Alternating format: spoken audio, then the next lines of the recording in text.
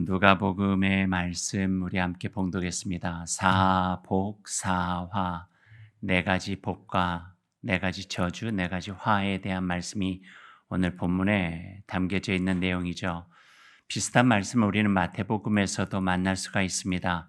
산상수훈의 첫 부분이 시작되어지는 8가지 복, 팔복의 말씀이 오늘과 연결되어지는 말씀입니다.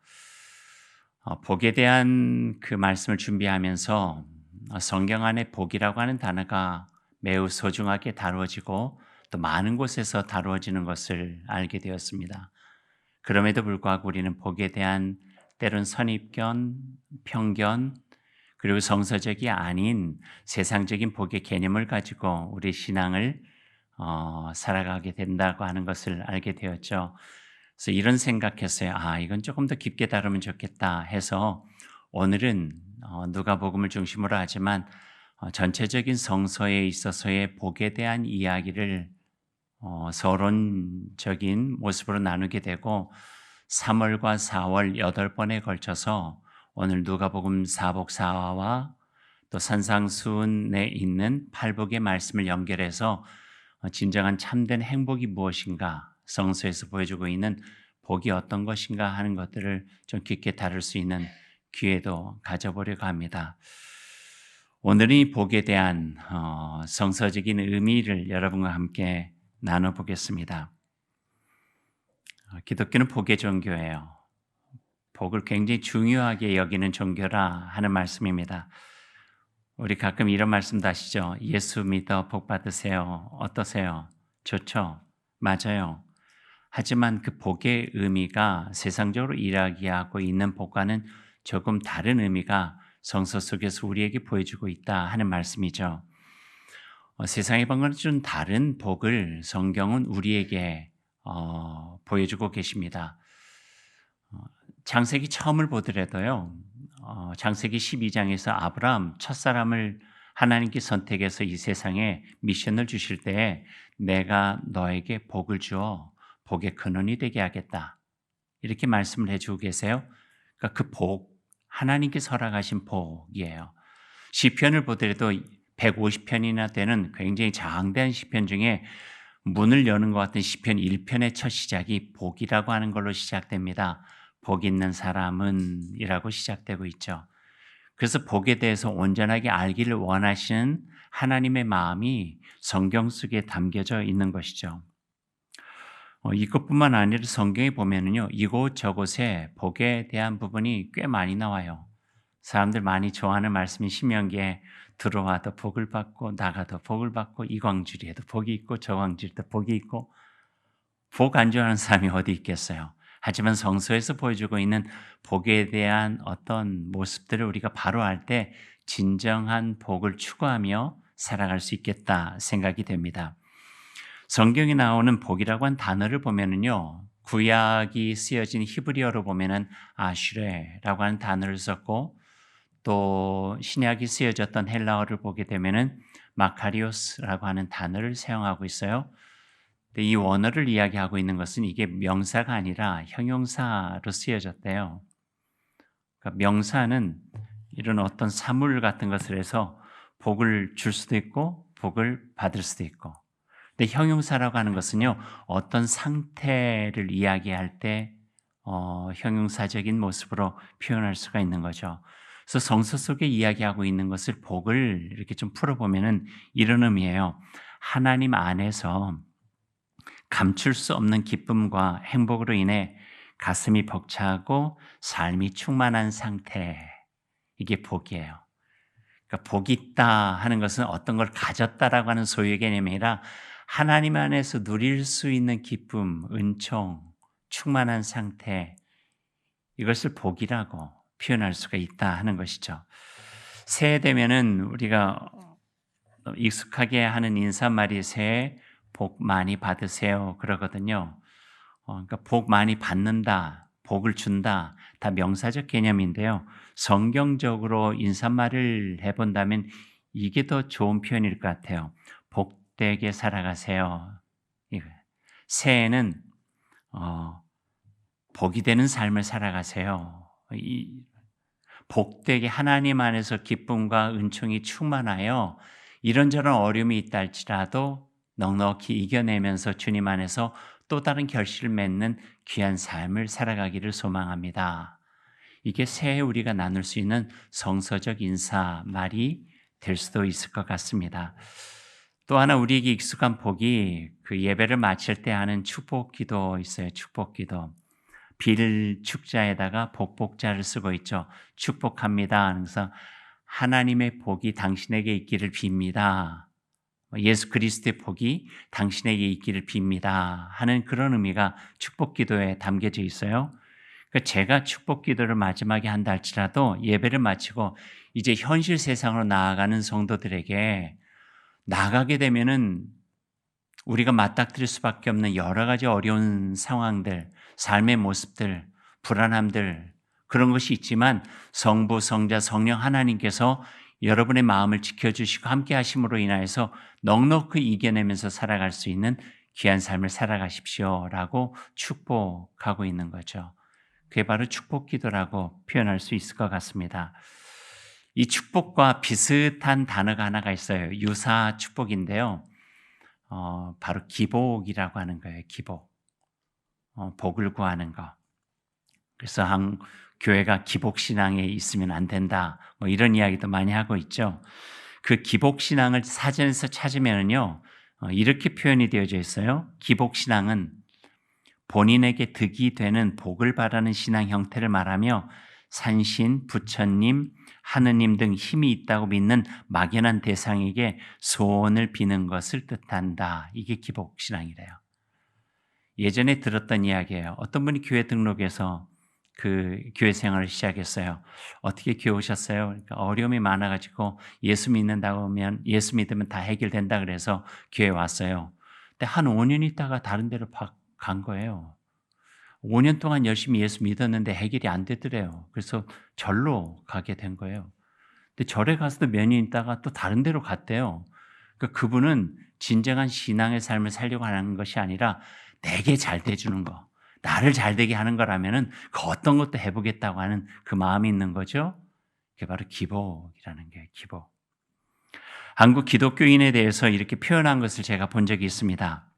한국의 그리스도인들, 기독교인은 윤리적으로는 유교인이요. 사회문화적으로는 불교인이며 종교적으로는 무속신앙을 가지고 있다. 어떻게 들으셨어요? 약간 공감이 될랑말랑해요? 어떠세요? 왜 그런가? 보세요. 유교적으로, 윤리적으로 유교인이라고 한 것은 여전히 예수 그리스도 안에서 성서적인 방식이 교회 안에 적용되기보다는 남녀차별, 장유유서, 남존여비, 부부유별과 같은 유교적 질서가 성서적 가치보다 우선되는 경우들이 있기 때문에 사회문화적으로 불교인이라고 하는 것은 아직도 사모제나 49제 그리고 장례 가면 명복을 빕니다. 다 불교 양식 속에서 나온 일들이거든요. 종교적으로 무속신앙에 가깝다고 하는 것은 바로 기복신앙 때문에 그래요. 혹시 점을 보고 계시지는 않으신지요? 또 결혼을 앞두고 자녀 뭐 이런저런 거 보고 계시지는 않으신지요? 이런 일은 있었어요. 어떤 분이 이사를 하신대요. 이사하는데 그날 아침에 잠깐 예배 드려 주실 수 있겠냐 하는 거예요, 저에게. 근데 그 이사하는 날 바쁜데 이사 다 정리하고 예배 드리시면 좋을 텐데요. 그랬더니 좀 오래된 이야기는 하지만 예배 드리고 이사를 하면 그릇도 안 깨지고 이사도 잘 될 것 같아서 그런다는 거예요. 다른 게 기복인가요? 이게 기복이에요. 그 힘으로 나를 좀 편안하게 만들고 싶은 거죠. 그러나 축복은 다른 거예요. 축복은 내가 살아가는데 하나님께서 원하신 뜻과 그 나라를 위해서 살고자 하는데 나의 힘으로는 버거운 거예요. 힘들어요. 이렇게 변하고 저렇게 변하고 이렇게 약해질 수도 있고 저렇게 좌절할 수도 있어요. 그렇지만 삼위 하나님께서 나와 함께 해주시면 이겨낼 수 있겠다고 하는 그 마음과 은총으로 하나님께 부탁하는 거예요. 그 힘을 내 안에서 얻고 나의 삶을 하나님의 자녀요, 하나님의 백성답게 살아가는 거죠. 축복하는 거예요. blessing. God bless you. 하나님께서 당신의 삶과 함께 할 것이니 겁내지 마십시오. 두려워하지 마십시오. 굳건한 믿음으로 견실하게 살아가십시오. 여러분과 함께 하시는 하나님께서 곁에서 힘이 되어 주실 것입니다. 이 축복인 거예요. 그 축복의 종교인 기독교를 기복의 종교로 아주 유치하게 바꿔버리고 한 사람의 생사 화복만 주관하고 있는 하나님으로 변질시켜버리서는 안 된다 하는 말씀이죠. 그러면 성경에서 말하는 복은 어떤 것인가? 한 3가지 정도만 여러분과 같이 이야기를 하죠. 특별히 많은 부분 속에서 복에 대해 이야기를 하지만 복음서 중에서도 예수님께서 말씀하신 복이 있다 하신 부분이 뭔가를 3곳만 제가 추려서 여러분과 함께 나누려 합니다. 첫 번째 말씀을 한번 같이 읽어볼까요? 마태복음 16장 13절 17절까지 말씀인데요. 같이 한번 읽어봅시다. 예수께서 빌립보 가이사랴 지방에 이르러 제자들에게 물어 이르시되 사람들이 인자를 누구라 하느냐? 이르되 더러는 세례 요한, 더러는 엘리야, 어떤 이는 예레미야나 선지자 중에 하나라 하나이다. 이르시되 너희는 나를 누구라 하느냐? 시몬 베드로가 대답하여 이르시되 주는 그리스도시요 살아계신 하나님의 아들이시니이다. 예수께서 대답하여 이르시되 바요나 시몬아 네가 복이 있도다. 이를 너에게 알게 하니는 혈육이 아니요 하늘에 계신 내 아버지시니라. 아멘. 예수께서 말씀하셨죠. 네가 복이 있도다. 이를 내게 알게 하니는 혈육이 아니요 하늘에 계신 내 아버지시라. 예수님을 온전히 알면 그 삶이 복이 있는 거예요. 복된 거예요. 알기 전에는 미처 몰랐는데 예수님을 알고 나니까 내 삶이 새로워지는 거예요. 어떻게 살아가야 되나? 어떻게 살아갈 때 나의 삶을 더 나은 삶으로 살아갈 수 있을까? 알게 되는 거예요. 그러니 복이 있다는 거죠. 마카리오스.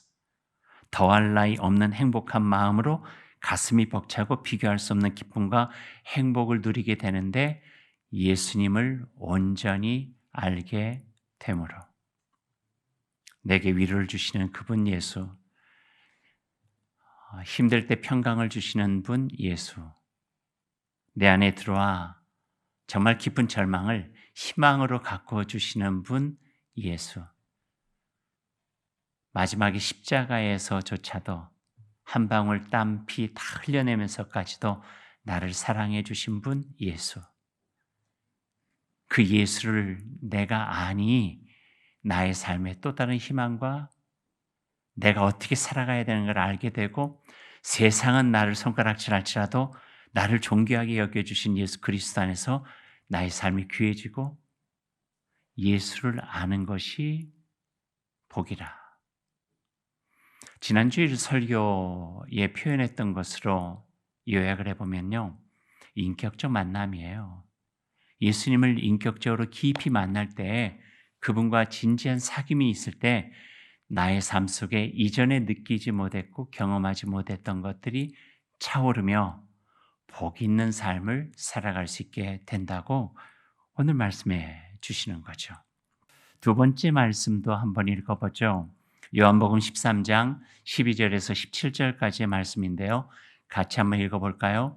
그의 발을 씻으신 후에 옷을 입으시고 다시 앉아 그들에게 이르시되 내가 너희에게 행한 것을 너희가 아느냐? 너희가 나를 선생이라 또는 주라 하니 너희 말이 옳도다. 내가 그러하다. 내가 주와 또는 선생이 되어 너희 발을 씻었으니 너희도 서로 발을 씻어주는 것이 옳으니라.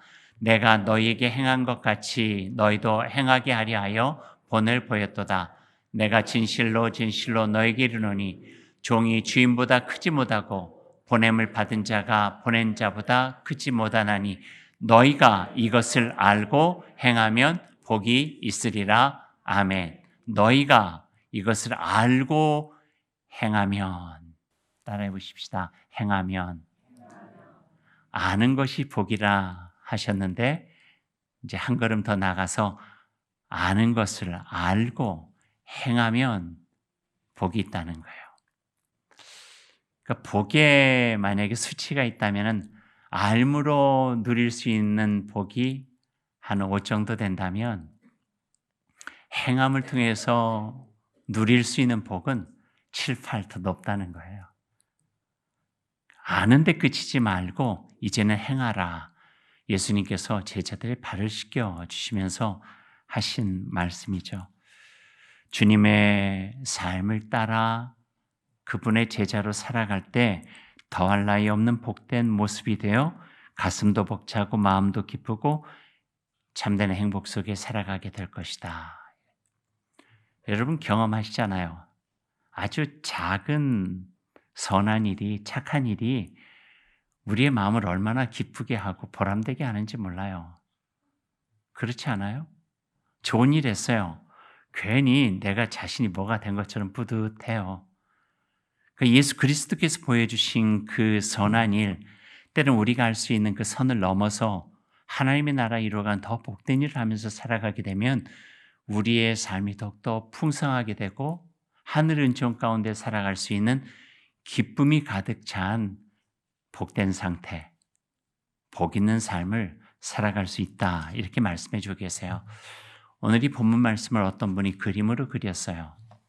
이렇게 그림을 그렸어요. 여러분 익숙하실 텐데 우리 교회 임직식 할 때마다 앞에 표지 그림으로 이 그림을 사용하곤 하죠. 예수님께서 제자의 발을 씻겨주시는 장면인데 제가 참 감동적으로 와 닿았던 그 모습이 바로 이 모습이에요. 그 물그릇에 예수님의 얼굴이 보인 거예요. 예수님의 얼굴을 보기 위해서는요, 발만 내밀어서 씻겨주시는 그 예수님의 손길에 기쁨과 감동만 있는 것이 아니라 함께 누군가의 발을 씻을 때에 그 물그릇에 비친 예수 그리스도의 얼굴을 볼 수 있다 하는 의미가 이 그림 속에 담겨져 있는 거죠. 이게 팔복의 내용이기도 해요. 마태복음의 8가지 복을 쭉 읽어보면은 알고 행함이에요. 알고 행함. 가난한 자는 복이 있다. 어떤 거예요? 보잘것없는 이의 곁에 있고 내가 보잘것없다 느껴질 때 나와 함께 하시는 하나님 안에서 내가 천국의 백성으로 살아갈 수 있는 복이죠. 애통하는 자, 나뿐만 아니라 내 곁에 있는 이웃과 또 형제 자매들의 아픔이 있을 때, 슬픔이 있을 때 같이 아파하고 같이 애통해야 할 때 우리 마음에 주님께서 주시는 위로를 경험할 수 있다. 온유하고 겸손한 사람으로 살아가는 이들, 세상에서 그렇게 살다가 손해보는 것 같지만 그럼에도 불구하고 그것을 인정해 주시는 하나님께서 계시기에 하나님의 땅을 차지할 수가 있는 복을 누릴 수 있다. 의에 줄이고 목마른 자, 이런 사람은 세상이 힘들어하지만 그러나 세상에서 존경받고 세상의 희망의 불씨를 키워나가는 사람이다. 그래서 그들은 하나님의 인정을 받는다. 긍휼히 여긴 자는 복이 있다. 마치 긍휼한 마음을 가지고 살았던 선한 사마리아 사람처럼 그저 지니치지 못하고 예수님의 마음으로 그 뭔가 조금이라도 할 수 있는 바를 할 때에 그 속에서 진실한 삶의 열매를 맺게 해주신다. 마음이 청결한 자 어떤 의미인가요? 두 마음 품지 않았다는 거예요. 예수 그리스도 그분 나라의 주로 모셨으니 이런 일 저런 일 어려움이 있어도 때로는 유혹과 유익이 있어도 그것보다는 주님 따른 길이 옳다 여겨지고 한결같이 걸어간 후에 누릴 수 있는 천국을 보여주시는 하나님의 은혜를 경험하게 된다. 평화를 이루며 살아가는 사람 복이 있다. 우리가 이룰 수 있는 평화가 아무리 작다 할지라도 작은 십자가가 계속 세워지면은 그곳에서 하나님의 나라가 이루어진다. 의를 위하여 핍박을 받은 사람이 복이 있다. 하나님의 나라를 건설할 때 그곳에 주인공으로 삼아지게 될 것이다. 알고 행하면 복이 있다. 이 말씀이에요. 세 번째 말씀도 한번 읽어보죠. 요한복음 20장 26절에서 29절까지 말씀인데요. 같이 읽어볼까요? 여드레를 지나서 제자들이 다시 집 안에 있을 때에 도마도 함께 있고 문들이 닫혔는데 예수께서 오사 가운데 서서 이르시되 너희에게 평강이 있을지어다 하시고 도마에게 이르시되 네 손가락을 이리 내밀어 내 옆구리에 넣어보라. 그리하여 믿음 없는 자가 되지 말고 믿는 자가 되라. 도마가 대답하여 이르되 나의 주님이시여 나의 하나님이시니이다. 예수께서 이르시되 너는 나를 본고로 믿느냐 보지 못하고 믿는 자들은 복되도다 하시니라. 아멘. 한번 따라서 해보시죠. 너는 나를 본고로 믿느냐 보지 않고도 믿는 자들이 복되도다. 믿음은요, 우리가 하나님 볼 수 있어요? 하나님 볼 수 없잖아요. 근데 하나님을 볼 수 있는 길이 믿음이라는 거예요. 믿음이 있으면은 복되다. 하나님을 보고, 하나님을 알고, 하나님을 경험할 수 있다는 거죠. 그게 믿음이라고 이야기를 하고 있어요. 도마는 자신의 상식과 경험의 울타리를 치고 넘어서려 하지 않았어요.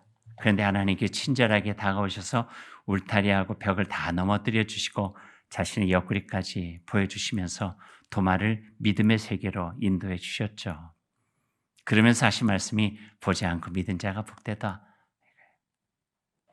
그러니까 더 나은 복을 향하여 나아갈 수 있도록 주님께서 우리들에게 보여주시는 거예요. 사람에게는 4가지 눈을 가져야 된다. 제가 어떤 글에서 읽은 부분이에요. 첫째는 인생을 멀리 볼 수 있는 역사적인 안목. 두 번째는 현상을 바라볼 수 있는 과학적인 안목. 세 번째는 존재를 깊이 볼 수 있는 철학적인 안목. 네 번째는 모든 것을 아름답게 보는 예술적인 안목. 이 4가지가 필요하대요. 인생을 풍요롭게 하려면 역사적인 안목이 없을 때 우리는 음모론에 취약해요. 역사적인 안목을 제대로 갖추면 광화문 집회 나가지 않고요. 잘못된 선동에 휘말려서 무지함과 군중의 그냥 선동에 끌려가지 않아요. 과학적인 안목이 있을 때 옳고 그름을 분별하며 바른 이성으로 판단할 수가 있는 것이죠. 철학적인 안목이 있을 때 우리의 삶을 더 깊고 의미 있는 삶으로 갖고 갈 수 있고요.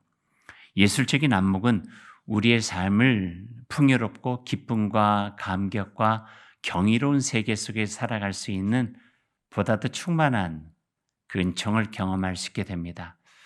그러나 이 4가지 안목 넘어서 한 가지의 또 다른 안목을 오늘 예수님께서는 도마에게 말씀해 주신 거예요. 그것은 바로 하나님을 볼 수 있는 영적인 안목이라는 거예요. 믿음의 눈이죠. 그리스도인들에게 꼭 필요한 눈이에요. 히브리서를 통해서 말씀해 주신 것처럼 바라는 것들의 실상, 보지 못하는 것들의 증거인 믿음을 가져라. 이렇게 말씀해 주고 계시거든요. 보지 않고도 믿는 믿음이 복된 것이라. 3가지를 오늘 주님께서 우리에게 복에 대해서 복 있는 사람으로 살아갈 수 있도록 말씀해 주십니다. 이제 말씀을 맺죠. 이제 사랑하는 여러분, 오늘 우리는 3가지 예수님 말씀하신 복에 대한 이야기를 나눴습니다. 복은 좋은 거예요. 세상에 누릴 수 있는 복도 좋은 거예요. 오복에 대한 것도 있잖아요. 수, 부, 강령, 유호덕, 고종명 다 좋은 거예요. 그러나 이것만 가지고 만족하며 살아가서는 우리들의 존재의 근원에 닿을 수가 없다는 거죠. 그래서 오늘 주님께서는 그걸 넘어서는 진정한 복, 성서를 통해서 우리에게 보여주시는 복, 하나님과 함께 누릴 수 있는 그 복을 우리에게 보여주고 계십니다. 말씀 한 곳 읽고 오늘 말씀 마치죠. 에베소서 1장 3절의 말씀입니다. 같이 읽을까요? 찬송하리로다 하나님 곧 우리 주 예수 그리스도의 아버지께서 그리스도 안에서 하늘에 속한 모든 신령한 복을 우리에게 주셨습니다. 아멘. 이 신령한 복, 하늘의 복을 누리며 살아갈 수 있기를 소망합니다.